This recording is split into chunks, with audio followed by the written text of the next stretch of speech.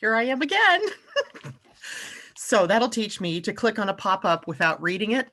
Uh, it was my computer wanting to restart. I didn't even read what it was. I just clicked on it, and of course, that initiated the restart. So my apologies. Hopefully, you guys will seamlessly follow here. We were talking about Venus today in the sign of Gemini and putting it in a square to the moon later on today. So this isn't this morning, this is later in the afternoon today, where we needed to watch for our conflicting goals in our relationships, where maybe you're pulling in one direction and the other person's in another direction, and the conflict that can come up from that.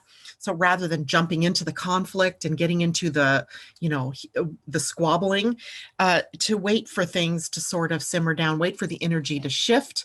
And then where cooler heads prevail, then we don't have conflict. Yay. But Venus has also moved into a new gate today. And I thought that was an interesting thing to talk about because the gate she's moved into is a money gate, the gate 45, which actually is up on the throat center and it's reaching down to Mars at gate 21. That is sitting on the ego center or the heart center, the little red triangle. If you have it red, it might be white if you have it white.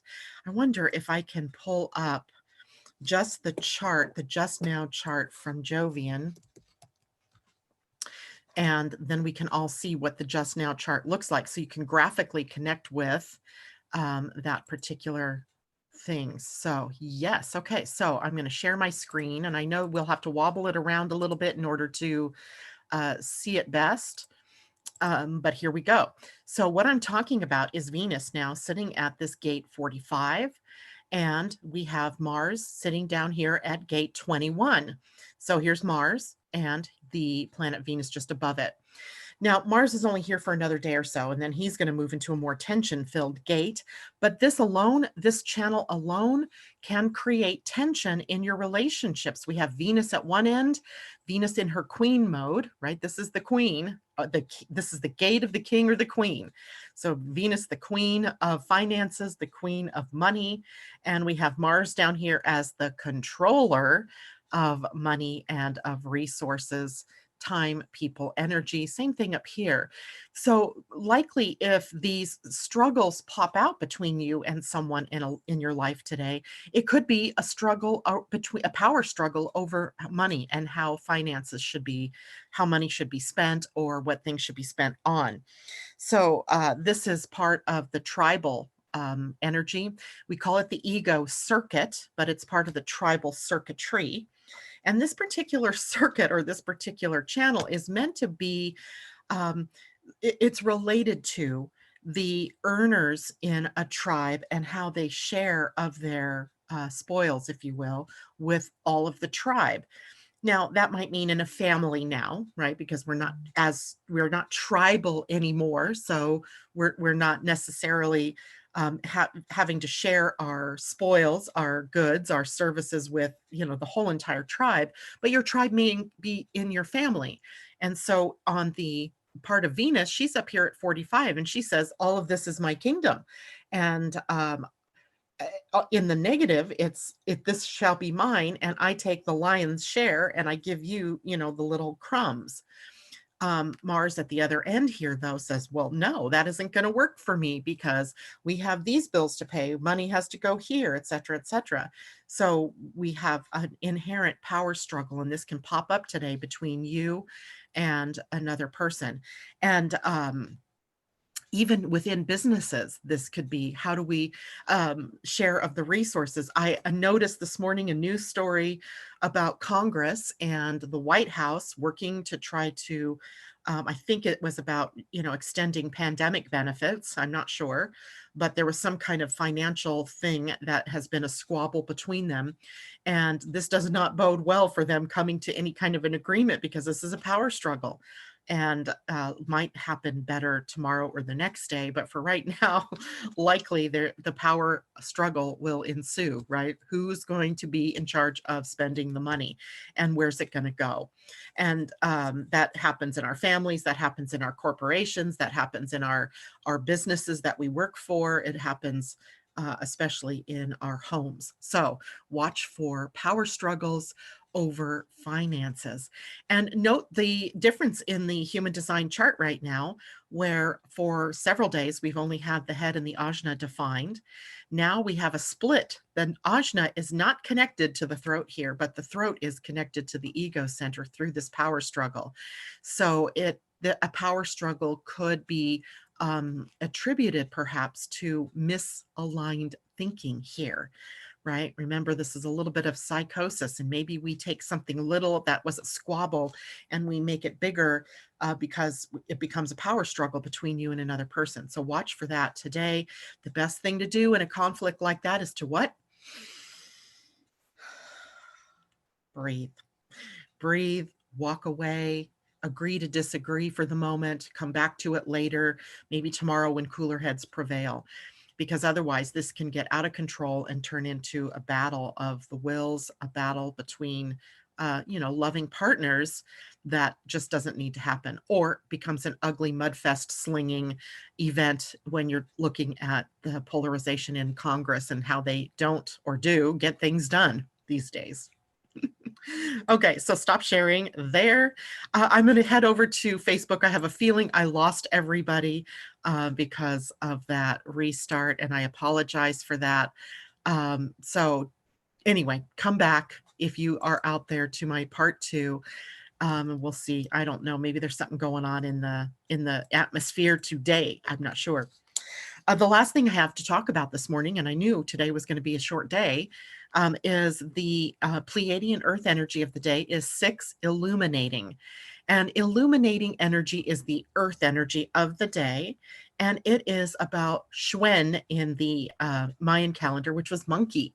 So we have illuminating, and then we have 6, which represents flow. So we have an illuminating flow or flowing illumination. The light is on. And this is a day to go with that flow, right? This morning, the whole computer issue thing here, going with the flow, just come back on as a second video and we'll just go with that flow. I don't have much choice, right? I could kick and scream and throw a tantrum, or I could chuckle and laugh at the divine comedy that is our lives sometimes. This is a good day for movement. So if you have been stuck in a rut, this is a day for move. Remember, yesterday's 5 was the energy of change and the ability to see where transformation needed to take place. And today's that day to make the change, to move, go with the flow. This is a day for improvement as well, but without being that judgmental, critical voice in your head of self or others. So this is where we see sort of that connection to the moon in Virgo today with the energy in Virgo, right? It's hypercritical. It can be very judgmental, very discerning in the positive. So we also have that as a caution today from the Pleiadian energy, which is to accept yourself for where you are, accept what is without going into that critical or mental judgment that we have of ourselves or others. So it's about accepting what is in order to have harmony in your life instead of anger, upset, or conflict. So today, acceptance of what is, illuminating energy, as I said, is Shuen in the Mayan calendar, which is monkey energy, which is kind of a humorous kind of look at the world. This is a day for humor, for curiosity, for creativity. It's all favored today. So laughter is the best medicine.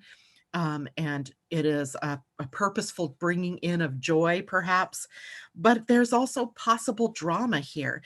The symbol for this sign should be the drama, the theater masks, right? The one that's laughing and the one that's crying, or showing the drama of life, because monkey energy can equally bring in the drama.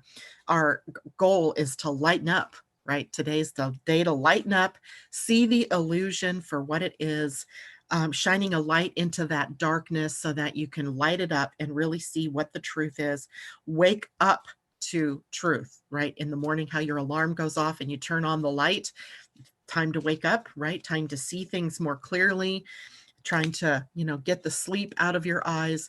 And humanity has been in a very deep sleep for a very long time. And it's time to wake up, right? We're waking up because our umbrella energy of the week is about transcending, right? Transcending the current conditions, kind of being able to ascend even and see the world from a different perspective. So we have the opportunity to wake up to truth, or we can stay entrenched in the old illusion. And how fun is that, right? The old. No. Be you, find your truth, live your truth. That is the main message of Shuen today. So, all in all, we have a pretty good day, a day to get things done, a day to go with the flow, whatever it is that life throws at you, those curveballs. Be willing to stay with it and just go with it. Um, I'm going to check back here. People did find me again. Amy, yay, she's back. Mimi, hello. Jackie, good morning. Destiny, good morning. Debbie Tibbetts Tumiel, not my circus, not my monkey. Um, that's one way to look at it. But what is the monkey? Or do you want to just laugh with the monkey and all of his antics, right? Laughing with the monkeys. So I don't know if you guys heard me at the beginning of this second part of my morning show. But a pop-up came up and I didn't read what it said because I was getting intent on what I was saying and I just clicked on it. It was me restarting my computer. It wanted to go through a restart. Normally I would have said no, but I didn't even look at it and I suddenly was disconnected. Great. And then I had to wait for it to go through the restart process. But here I was again. And so let me just say what I was before when I started the first broadcast this morning. I was asking questions if you had, or asking if you had any questions about what we were talking about yesterday in your ascendant. And, you know, as you went through your day, did you have a moment to be able to look at that energy and to see how it's playing out in your life? And if you have questions, go ahead and put those in here. Debbie Tibbetts said, yes, just humor, going with the flow. That is the deal of the day, going with the flow. And I don't know if any of you got to hear my broadcast last night on Angel Heart Radio or Angel Heart Radio, which is my monthly talk with Annette McCoy and down in Australia. So I went down under last night to talk about authority in human design. And because I'm done with the day's energy pretty early, I thought maybe I would go back through some of the key points that we talked about last night during her show. And especially because I know it comes on at 5 o'clock West Coast time. And that means, you know, it's late for those of you in Europe and it's, 8 o'clock at night for those of you on the East Coast. So I'm going to kind of go through a little bit of what we talked about. I'm looking for all of my notes from it because I had literally 7 pages of notes. Kind of crazy. Sometimes I get a little overly into the information. Now, authority in your human design is subsequent to your type and its strategy.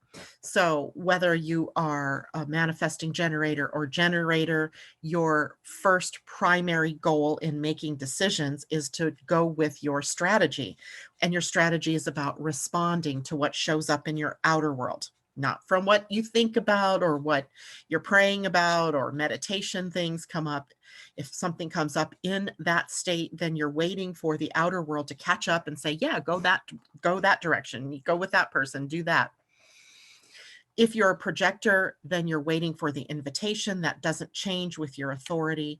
The authority is sort of your enhanced decision-making tool. So it's sort of you're waiting to respond to what shows up if you're a manifesting generator, or if you're waiting for that invitation, or if a manifestor, you're looking at that creative energy. If you're a reflector, you're waiting for 28 days. So, no matter what, it's a slow roll for you. And once that shows up in that outer world, or once that invitation is proffered, how is it that you decide, is this the right thing or not? Well, your strategy takes you so far, and then authority kicks in. And authority comes from below the neck, below the throat center. So the throat, the head, and the ajna, the throat, the ajna, and the head are not engaged as decision-making places. So only then the identity center, the ego center, the sacral, the solar plexus, or the spleen can really give you access to decision-making powers, if you will. So that's what I wanted to look at with everybody, because in the month before with Annette's show, we had gone into type and strategy. So we would go into then, now what's next? How do you decide? When something's there in your outer world, how do you decide? I'm going to pause on that chat for a moment because I'm seeing some questions pop in here about the ascendant. Mimi says, ascendant, would love to know more about Aries rising. Also, Eris maybe is Eris retrograde. Let's see here. Eris, where are you? Aries, Eris in retrograde. Eris retrograde influence there in the 12th house. Ooh, she is stirring up the subconscious waters for you, Mimi. If that's happening for you, then what's happening is any residue left in the recesses of your mind or of your psyche are being dug up and are being brought to the surface so that you can, for one, stare it in the eye, any fears, any unconsciousness that's left there, knowing that you've, lived a good chunk of your life and you've been working on these things. So it's probably not something new. It may just be the next thing, but it can be upsetting, and it can be, you even coming to some form of an aha about where it is that you've been spending your time, and, or, maybe a potential use for all of that energy of action that rather than it just kicking around in here, that can be put to use in the outer world as that energy crosses your ascendant. So ascendant energy is that rising sign. Aries is the first sign in the zodiac, and it's really that stepping out energy and stepping into something more than you can't stay dependent, you can't stay wholly independent either. You're looking more for interdependence and interconnectedness, drawing parallels and connections and lines for your life, and being able to release yourself into maybe some new revolutionary ways of being in the world outside of the fear field. Jackie, my ascendant is 29 degrees Leo. So most of Leo season lights up my 12th house and then crosses over my ascendant. Any guidance on working with this energy of the 29th degree? Well, the 29th degree of Leo happens to be my north node. So it doesn't sit there in the 12th house, although it is progressed to that 12th house for me. Thank you very much. And it is the complete facing of what it is that has stopped you from following your heart's desire. The rising sign at 29 degrees is really one that I had a great question that I asked last night. Had anybody heard of the saying WIFM, which is WIIFM? What's in it for me? And I know that sounds selfish, and I know that sort of sounds like, a not good thing to focus on, but literally, Jackie, this is for you to focus on. What is in it for you? Because if you're not connected from your whole being, from your heart center, then you're only half committed to these things in your life. So if you're looking for full commitment to something, then it has to be something that you're really passionate about, that you really feel a connection to, and not allow fear or lack or limitation to stop you from expressing from your heart's desire. It is almost a bit like having that noose around your neck from previous lifetimes where you're holding a part of yourself back because you're not really all into something yet. So what do you want to be all into, and head off in that direction? The south node is in my 12th house, by the way. Okay, so this is different. The north, oh, your north. Oh, south node. Oh, definite past life connection then to why it is you don't feel good about following your heart, or what has stopped you from following your heart. And that really makes me think of persecution in previous lifetimes, where things, every time you approach doing what you really loved, there's a body memory, a cellular memory of having been put to death for it, or chastised for it, or imprisoned for it in some way. So you're breaking out of a literal prison in this lifetime. Ursula, if time allows, what does Saturn in Aquarius quintile my Virgo ascendant mean? A quintile is always a special talent that you have, in this way, it would be bringing into reality, right? Saturn in Aquarius is looking to the future. There's a future orientation there, Ursula. So what are you taking from the future and bringing into the now, right? In a very practical way. So the practical application of ideals, the practical application of the what ifs, right? And the future, right? The cutting edge. So thinking out of the box, but bringing those ideas into some kind of critical form here in the physical world. Saturn, remember, is very boots on the ground. And a Virgo ascendant is also very creative energy, but wants that creative energy expressed in the physical. So having to take all of that physical, or I mean, take all that creative and inspirational energy and match it to something physical here on the planet.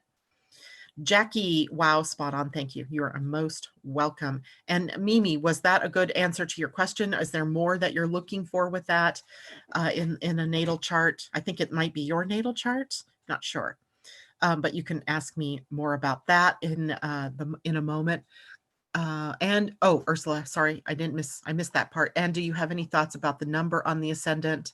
22 Virgo, do you sense 22 is the age of what guides me?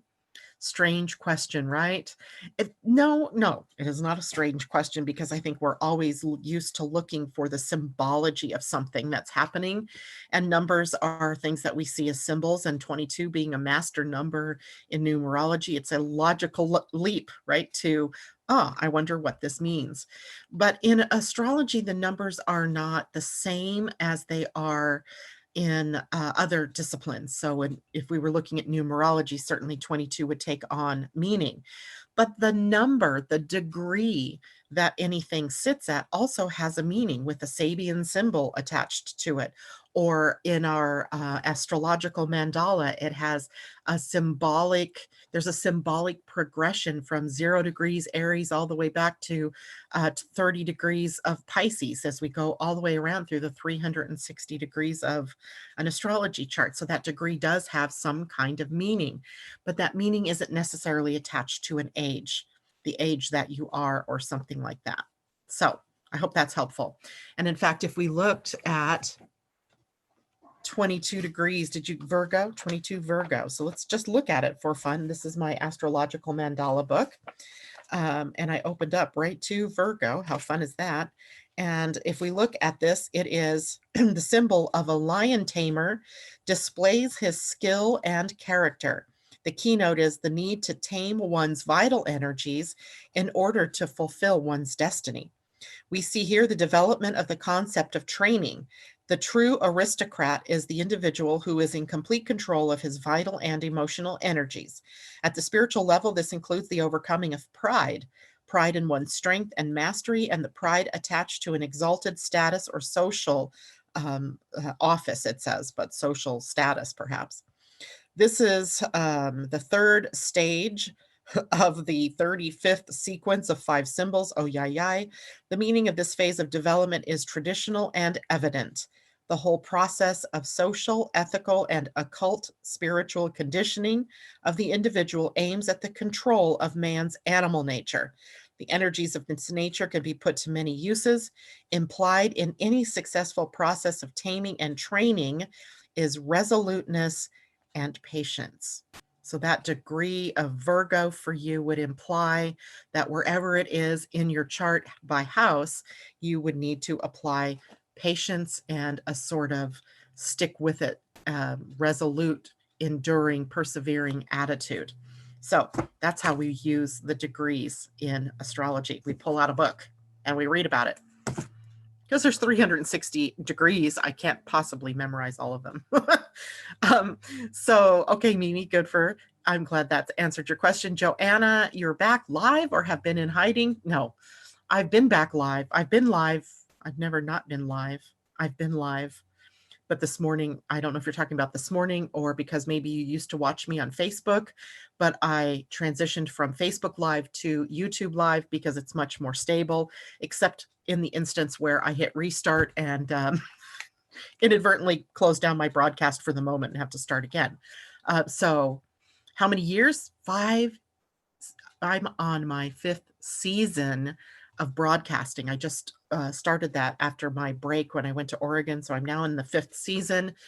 And I literally have been on the airwaves since 2013, whether it was on radio or blog talk or in live videos. I've been talking for, wow, 7 years. 7 years on Valentine's Day this year. It was 7 years that I've been broadcasting either through radio or video.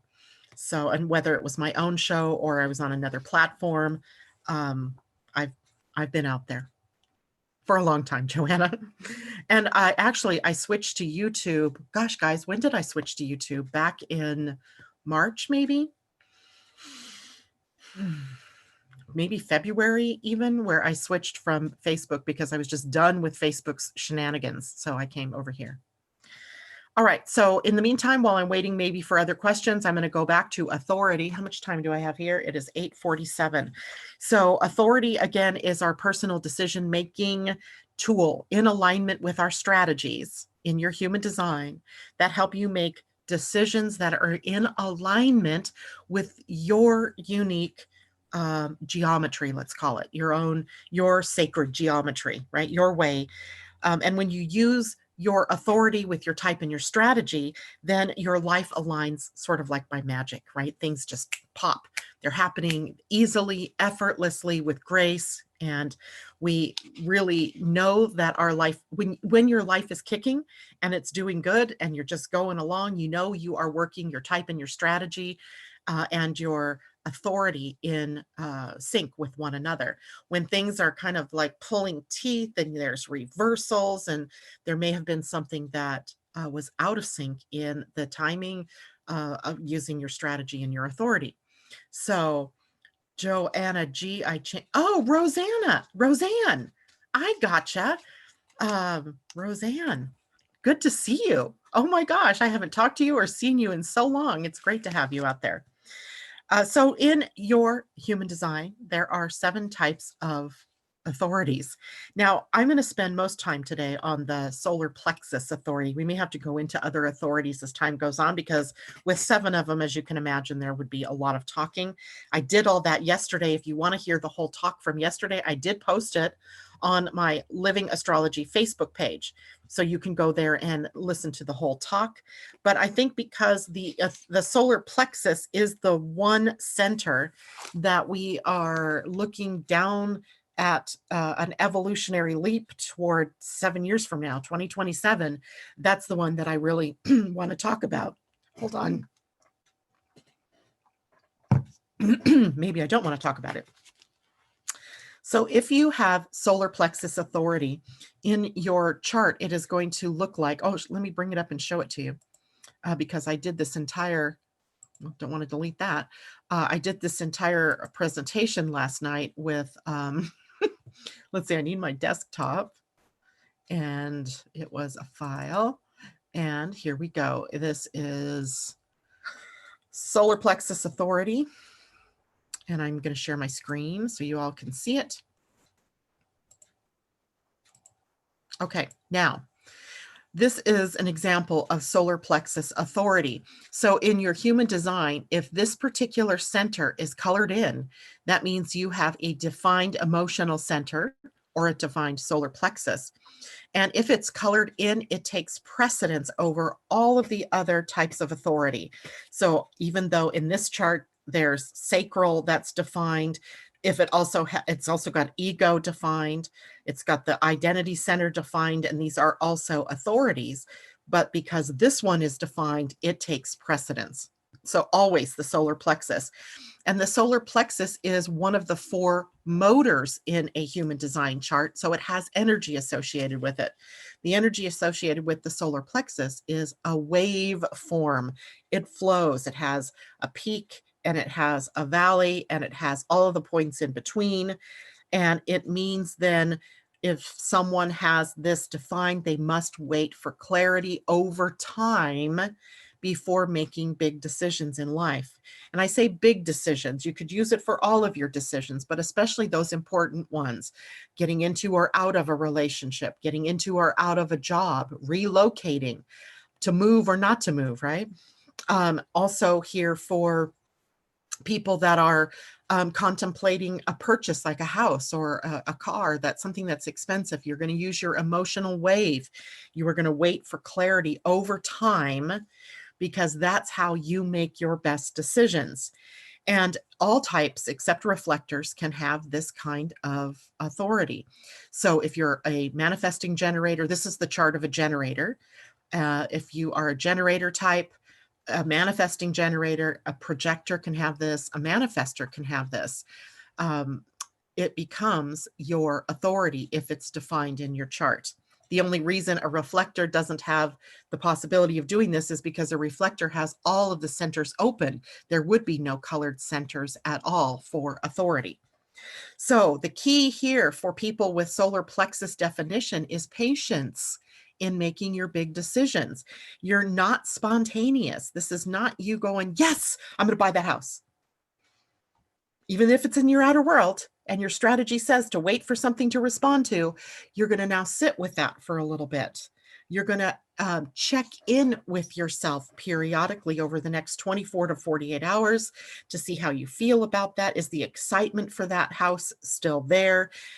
Or has there been a change in how you emotionally connect with that house? I'm using house as just an example. And so you're looking for clarity over time. And if over 24 to 48 hours, you still find yourself in a sort of excited mode around that house, then it's likely the correct decision for you. And you can say yes, right? That's how you would come to that decision. And you also have to be sure that you understand you won't always have absolute clarity, because there's always going to be a little bit of that second guessing that's in there in the emotional wave. But if when you're checking in with yourself, you have a preponderance of feel good energy about something, or a preponderance of no, this isn't good for me energy, then you know that you've got your answer. And even though there may be other times when you're like, oh, maybe I should have done that, you likely made the right decision. So discernment is the key. How interesting today, Moon in Virgo, and we had an opportunity to talk about discernment. And here it is again, only in your authority if you have solar plexus power here. All types, I did tell you that all types can be have solar plexus authority except reflectors. Oh, and about 50% of the population is defined in the sacral, and then would have, I mean, in the solar plexus, and would have the solar plexus as their authority. So waiting for clarity can have an additional benefit. If you are emotionally defined and somebody comes to you and really wants you to be a part of their group, or come and work for them, or whatever it is, to buy that house, your holding back can make that person more interested in you, and it adds to your allure or the appeal that you have to that person. So waiting can really kind of boost up your appeal, your street cred, if you will. And whether or not you take the opportunity is based on the feeling that you have. But it's possible that the deal gets sweetened, right, by the person who really wants you to be a part of their operation, or for whatever it is that you want to get. So remember, it is, if it's defined or colored in, it's this color brown, gold, tan, and it would be, no matter what your type, it would be your authority if it is colored in. And the only ones, of course, that can't have that is the reflector. All right, so hopefully that is understandable for everybody. And any questions about that? I don't see questions. That must mean everybody understands, right? Tomorrow, maybe we'll go through a different authority. The sacral authority is the next most common. Sacral authority happens when you have a defined sacral and not a defined emotional center and or spleen. And that can only happen if you're a generator or a manifesting generator. So it's a little more specific to that type. And we'll talk more about that tomorrow, perhaps. Let's take a look at what's going on out there tomorrow. Tomorrow's Friday, the 24th. No big changes going on. We will be entering, when's the next void? We'll enter into a void tomorrow afternoon for about 2 hours, and then we will be into Libra energy as we go into the weekend. So tomorrow we'll be taking a look at the weekend energy, which is fairly quiet, and we will take a look at the moon. We'll do some oracle card readings tomorrow as well, and I'm feeling the need for, I'm not sure yet for tomorrow. We'll see what happens tomorrow, what I feel the need for readings in, which deck, and we'll take a look at maybe the next step in the authority here. All right, everybody, take care. Have a wonderful day. See you all tomorrow. Bye for now.